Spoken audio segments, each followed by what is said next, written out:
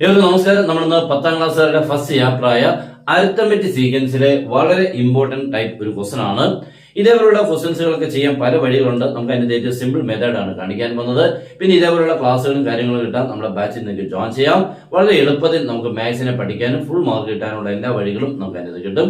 Join ചെയ്യാൻ തന്നുള്ള number നിങ്ങൾക്ക് contact ചെയ്യാം. സ്റ്റാർട്ട് ചെയ്യാം. Fifth term of an arithmetic sequence is 19 and ninth term is 31.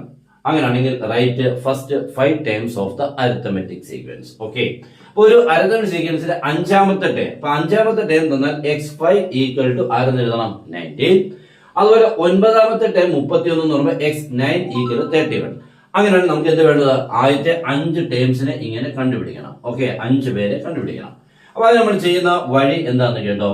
x5 equal 19, x9 equal 31 ആണെങ്കിൽ ഇവിടെ നമുക്ക് d കിട്ടാൻ വളരെ എളുപ്പമുള്ള ഒരു വഴിയുണ്ട്. d കിട്ടാൻ നമുക്ക് ചെയ്യുന്ന method term difference divided by position difference എന്നാണ് മെത്തേഡ്.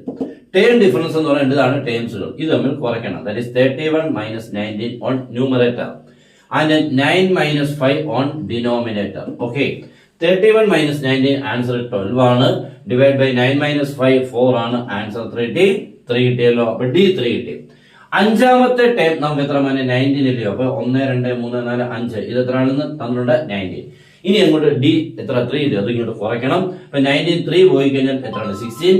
16 3 പോയാൽ 13. 13 3 പോയാൽ 10. 10 3 പോയാൽ 7. ഓക്കെ, എല്ലാവർക്കും ഗുഡ് ബൈ.